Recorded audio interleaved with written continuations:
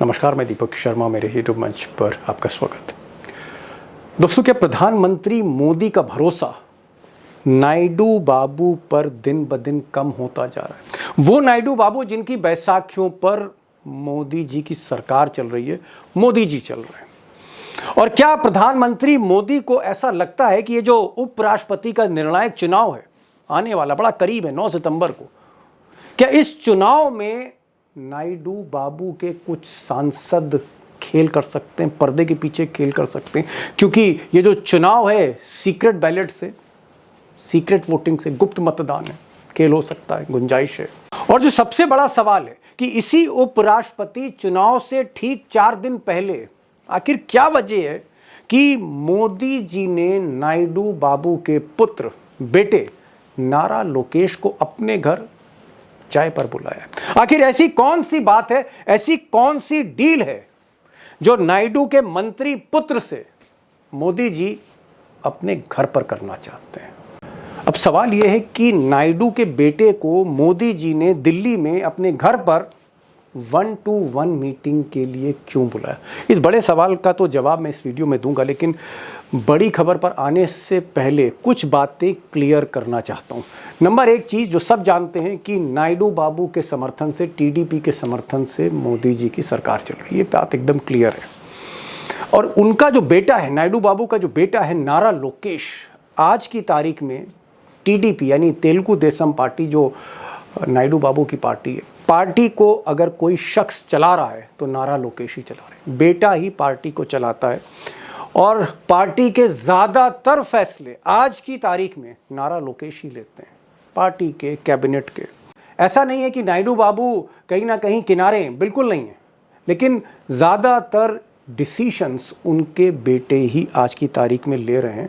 और बेटे की ये जो बढ़ती ताकत है, इसको अब मोदी जी समझ रहे हैं।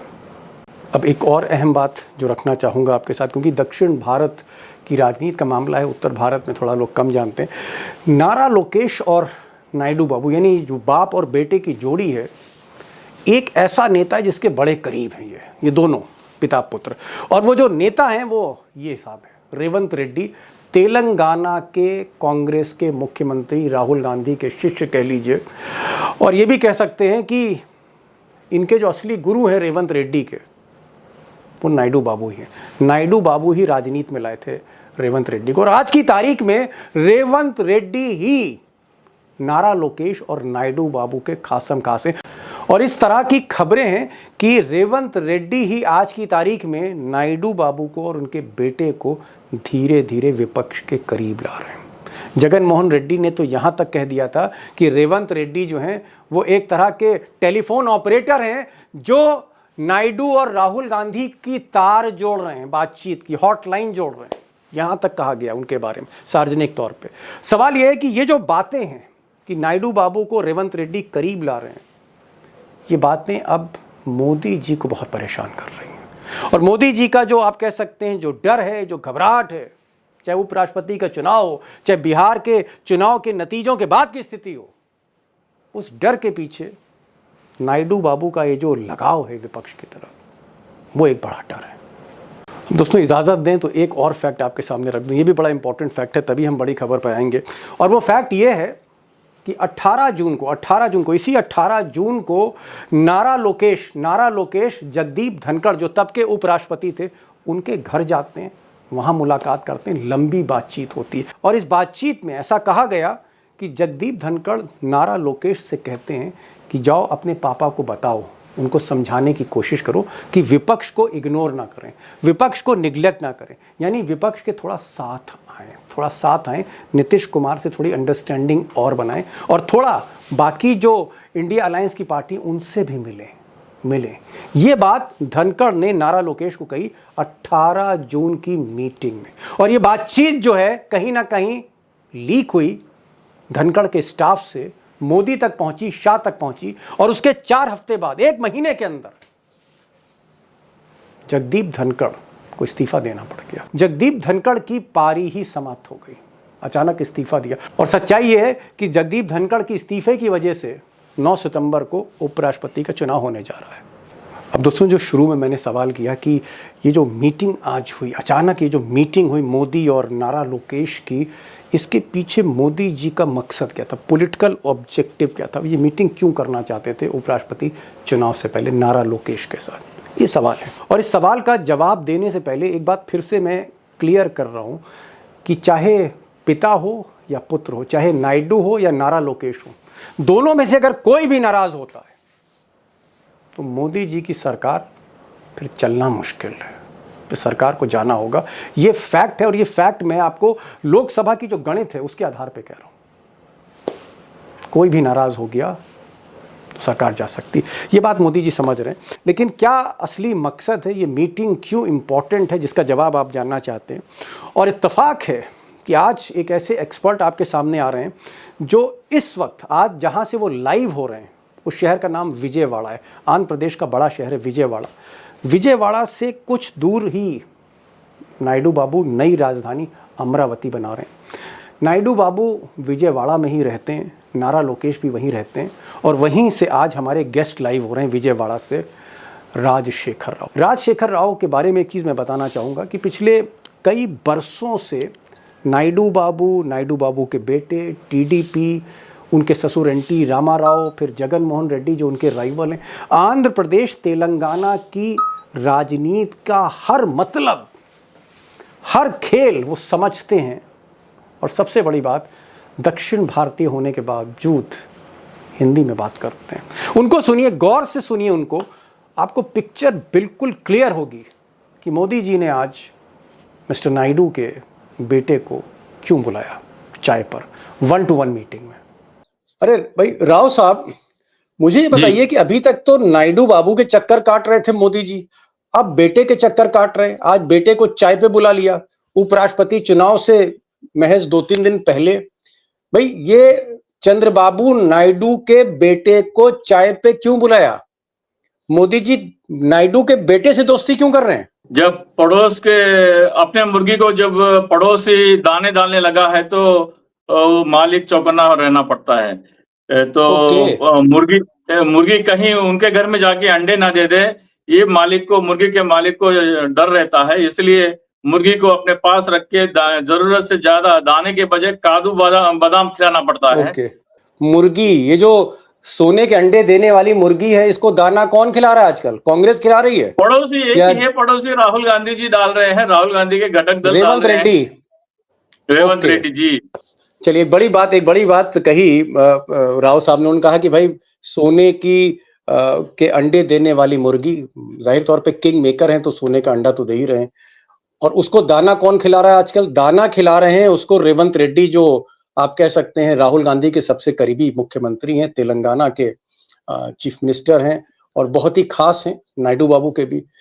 उसकी डर के मारे, मतलब कहीं ना कहीं मोदी जी को लग रहा है कि मुर्गी कहीं उनके बाड़े से निकल के उधर ना चली जाए, इस वजह से बेटे को भी बुला रहे हैं, मुर्गे के साथ साथ मुर्गे के बेटे को भी।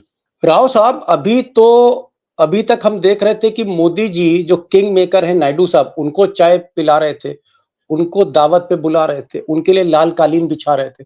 अब मैं देख रहा हूं कि नायडू बाबू का जो बेटा है उसके मोदी जी चक्कर काट रहे हैं, चाय पे बुला रहे हैं, घर पर बुला रहे हैं, एक तरह से बेटे के आगे भी झुके जा रहे हैं। ये बेटा इतना इंपॉर्टेंट कैसे हो गया मोदी जी के लिए? सर, बेटा अगर छोटा उम्र में छोटा होता तो अलग होता। पिछली बार जब चंद्रबाबू नायडू मुख्यमंत्री थे तो ये आईटी और पंचायत राज के मिनिस्टर थे। पार्टी के टिकट बंटवारे में भी नारा लोकेश का बड़ा हाथ रहा। उन्होंने बुजुर्गों को हटा दिया, युवा और नए चेहरों को लेकर आए। पूरा पार्टी उनके ग्रिप में है, डे 1 से एडमिनिस्ट्रेशन उनके ग्रिप में है। केवल चेहरा चंद्रबाबू नायडू का है, लेकिन कामकाज पूरा, मतलब सीएम ऑफिस और पार्टी की कार्यकाल की पूरी नारा लोकेश के हाथ में कमान थी। मतलब हम ये कहें, उत्तर भारत के जो हमारे दोस्त देख रहे हैं कि नायडू बाबू मुलायम सिंह यादव अगर हैं तो अखिलेश यादव की भूमिका में नारा लोकेश हैं। जी सर, इत्तेफाक से दोनों का चुनावी चिन्ह भी साइकिल है। अच्छा, ओके। दोनों का चुनाव चिन्ह भी साइकिल है। मैं एक चीज जानना चाह रहा था राव साहब, भाई आप तो काफी करीब हैं पूरी राजनीति के, आंध्र प्रदेश की, मैं एक चीज जानना चाह रहा था आपसे। ऐसा तो नहीं है कि नायडू बाबू, जस्टिस सुदर्शन रेड्डी, जो अपोजिशन के उम्मीदवार हैं उपराष्ट्रपति के, ये लोग पुराने दोस्त हैं, तो मोदी जी को ऐसा तो नहीं लग रहा कि कहीं नायडू के कुछ सांसद क्रॉस वोटिंग कर दें, जस्टिस रेड्डी को वोट दे दे, मोदी जी के उम्मीदवार को वोट ना दे, क्योंकि मतदान तो गुप्त है, सीक्रेट बैलेट है। तो ऐसा तो नहीं है कि थोड़ा सा मोदी जी को भरोसा कम हो रहा है नायडू पे, नायडू के परिवार पे, इसलिए बेटे को बुलाया है, बेटे को पुचकार रहे हैं? सर, आपको याद करना चाहिए कि हाल ही में एक फोटो वायरल हुआ है जगदीप धनखड़ जी से 18 जून को नारा लोकेश एक बार जी मिले हैं, और उनके उसके जी 3 हफ्ते बाद उनको जो है इस्तीफा देना पड़ा। तो ओके अटकलें ये लगाई जा रही है कि कहीं नारा लोकेश और चंद्रबाबू नायडू की पार्टी और कुछ और पार्टियां धनखड़ के इस्तीफा के पीछे तो नहीं है, उनसे मुलाकातें क्यों की है लोगों ने। तो ये ओके सारे बातें चल रही है, और हाल ही में देखा जा रहा है कि कांग्रेस पार्टी काफी दाने डाल रही है टीडीपी को। तो ओके उनको लग रहा है, उनको शक हो गया है कि कहीं ये पलटी ना मार दे। मतलब आप बड़ी बात कह रहे हैं, आप कह रहे हैं कि कांग्रेस पार्टी दाना डाल रही है नायडू बाबू को। क्या आपका इशारा रेवंत रेड्डी की तरफ है, जो तेलंगाना के कांग्रेस के मुख्यमंत्री हैं, और ऐसा कहा जाता है कि नायडू बाबू के चेला रहे हैं? सर, अभी आज सुबह मैं विजयवाड़ा में था, कुछ लोगों से मिला तो कहा गया कि चंद्रबाबु नायडू की ओर से कहा गया कि आप एआईडीएमके, जेडीएस में यानी देवेगौड़ा की पार्टी और अपने नवीन पटनायक एआईडीएम जी के। को अगर आप बना जी ले तो आपको प्रधानमंत्री ऑफर हो सकती है। ओके ओके, मतलब ये ऑफर कौन, रेवंत रेड्डी दे रहा है? हाँ, रेवंत रेड्डी कांग्रेस पार्टी फीलर भेज रही है कि आप अगर 16 के अलावा पवन कल्याण के 2, जेडीएस के 2 और नवीन पटनायक के कुछ सांसद आप अगर जुटा ले और साथ ही साथ बीआरएस के, तो आपको ऑफर हो सकती है प्रधानमंत्री की कुर्सी। और बीआरएस केसीआर जिनके पास 4 राज्यसभा के सांसद है, तो उनको जो है दिक्कतें हैं भारतीय जनता पार्टी से, बेटी को बेल भेजा गया, तो उसको भी इस कॉन्फिडेंस में अगर लेके आए तो वाइस प्रेसिडेंट से पहले आप कुछ खेल कर दे तो अपने आप में अविश्वास प्रस्ताव ऑटोमेटिकली आ जाएगा। ओके, खैर इस तरह की चर्चा है विजयवाड़ा में। इत्तेफाक से दोस्तों विजयवाड़ा में ही है, विजयवाड़ा जहाँ पर नायडू बाबू का घर है, नारा लोकेश उनके बेटे वहीं रहते हैं, वहीं से सियासत चलती है आंध्र प्रदेश की, नायडू बाबू की। और जो अमरावती जो नई राजधानी बना रहे हैं नायडू बाबू, वो भी विजयवाड़ा से कुछ दूर पे ही वो राजधानी बन रही है, जिसके लिए पैसा मोदी जी दे रहे हैं। मुझे एक चीज और बताइए, क्या नारा लोकेश जो इनका बेटा है इतना इम्पोर्टेंट है, इतना इम्पोर्टेंट है? क्या पार्टी यही चलाता है, यही टिकट देता है, यही जो यहाँ मंत्री हैं टीडीपी के मोदी सरकार में उन पर भी यही कंट्रोल रखता है? क्या नायडू का बेटा इतना इम्पोर्टेंट है कि मोदी जी को मीटिंग करनी पड़ रही है बेटे के साथ? जी बिल्कुल सर, 135 की उनके हक में टिकट्स आए थे। 135 में से करीब करीब 80 से 90 टिकट नारा लोकेश के चॉइस से दिए गए, और बुजुर्गों को पूरा उन्होंने हटा दिया, और कैबिनेट भी पूरे नए युवा मंत्रियों के साथ भरा पड़ा है। और नारा लोकेश चाहते कि युवा टीम उनके साथ रहे, तो चंद्रबाबू नायडू को धीरे धीरे फेज आउट करने की बात हो रही है। इस साल में या अगले साल के बजट सेशन तक नारा लोकेश जो है आंध्र प्रदेश के कमान संभालेंगे मुख्यमंत्री के कमान तौर पर। संभाल सकते हैं।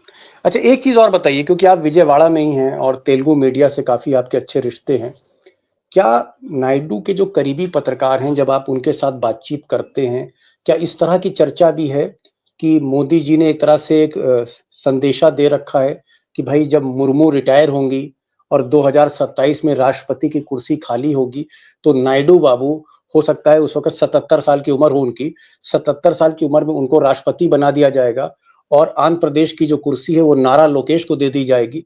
ऐसा तो नहीं है कि मोदी जी ये दाना डाल रहे हैं? आप कह रहे हैं कि कांग्रेस भी दाना डाल रही नायडू बाबू को, हो सकता है मोदी जी उससे बड़ा दाना डालो। ऐसा ऑफर तो नहीं है, ऐसी चर्चा तो नहीं है राष्ट्रपति वाली? सर, 1 साल पहले जब ये पार्टी की गठबंधन सत्ता में आई तो इस एनडीए की कन्वीनर का पोस्ट चंद्रबाबू नायडू मांग रहे थे, जिसे ठुकराया गया। उस समय परिस्थितियां कुछ और थी। आज परिस्थितियां कुछ और है। आज हालात काफी बदल गए हैं। मोदी जी और अमित शाह काफी वीक हो गए हैं। अपने पार्टी के भीतर राजीव प्रताप रूडी का जो हमने चुनाव देखा है कॉन्स्टिट्यूशन क्लब का, उसमें भी देख चुके हैं कि बीजेपी के भीतर भी फूट है। तो चंद्रबाबू नायडू अपने आप को सबसे बड़ा घटक दल होने का, एनडीए का फायदा उठाकर जब पड़ोसी दाने डालने लगता है तो मालिक को जो है काजू बादाम खिलाने पड़ेंगे मुर्गी को। ओहो ओहो ओहो, आप कह रहे हैं कि रेवंत रेड्डी दाना डाल रहा है तो मोदी जी बादाम और किशमिश खिला रहे हैं इस वक्त नायडू बाबू को। एक चीज, लास्ट क्वेश्चन, क्योंकि आज आपका बिजी शेड्यूल रहा विजयवाड़ा में, मुझे एक चीज ये बताइए, क्या ये जो जस्टिस रेड्डी हैं, जो उपराष्ट्रपति के उम्मीदवार हैं अपोजिशन की तरफ से, क्या जस्टिस रेड्डी के प्रति नायडू बाबू का कोई सॉफ्ट कॉर्नर है? हालांकि ऑफिशियली नायडू बाबू ने कहा है कि हम तो भाई एनडीए के पार्टनर हैं, हम एनडीए के उम्मीदवार को वोट देंगे, हम मोदी जी के साथ जाएंगे, लेकिन क्या नायडू के पर्सनल रिलेशंस हैं जस्टिस रेड्डी से, अपोजिशन के जो उम्मीदवार हैं? मुझे ये बताइए। सर, जब अपने ससुर को एनटी रामाराव से पार्टी हथियाने की बात चल रही थी तो पार्टी का चुनावी चिन्ह और पार्टी का बैंक अकाउंट जो है, उस मामले को लेकर हाई कोर्ट में याचिका दायर की थी एनटी रामाराव ने। उस समय सुदर्शन रेड्डी ने ही उनको अपने पार्टी का चुनाव चिन्ह और पार्टी का बैंक अकाउंट के ऊपर अधिकार दिलवाने में पूरा हाथ सुदर्शन रेड्डी के रहा। मतलब एक समय से आप कह लीजिए सत्ता परिवर्तन, कानूनी तौर पर सत्ता परिवर्तन के कामकाज में चंद्रबाबू नायडू के हक में फैसला लाने के लिए जस्टिस रेड्डी साहब का पूरा हाथ था। वो दोस्ती एक जरूर चंद्रबाबू नायडू निभाने की मौका आ गया तो लोग समझ रहे हैं कि वो अपना जो है अब कर्ज चुका देंगे, पुराना कर्ज। ओके ओके, मैं समझाने की कोशिश करता हूं जो राव साहब ने कहा। राव साहब ने बड़ी बात कही, 35-40 वर्षों से आंध्र प्रदेश की राजनीति पे नजर रख रहे हैं। इनका ये कहना है कि नायडू बाबू जब अपने ससुर एनटी रामाराव, बहुत बड़े नेता, बहुत बड़े अभिनेता भी, एनटी रामाराव से, अपने ससुर से जब लड़ाई लड़ रहे थे, राजनीतिक संघर्ष चल रहा था, तब पार्टी का जो खाते हैं सीज हो गए थे, पार्टी के सिंबल सीज हो गए थे, नायडू बाबू भी संकट में थे, अपने परिवार में लड़ाई थी। उस वक्त जस्टिस रेड्डी ने, जो इस वक्त उम्मीदवार हैं विपक्ष के, जो उस वक्त वकालत करते थे, इन्होंने मदद करी थी नायडू बाबू की। बड़े एहसान हैं जस्टिस रेड्डी के, और इसीलिए मोदी जी को शक हो रहा है कि कहीं पुरानी दोस्ती का जो नमक है वो अदा ना कर दें पर्दे के पीछे से, क्योंकि गुप्त मतदान है। मैं एक चीज और कहूंगा, क्या नारा लोकेश,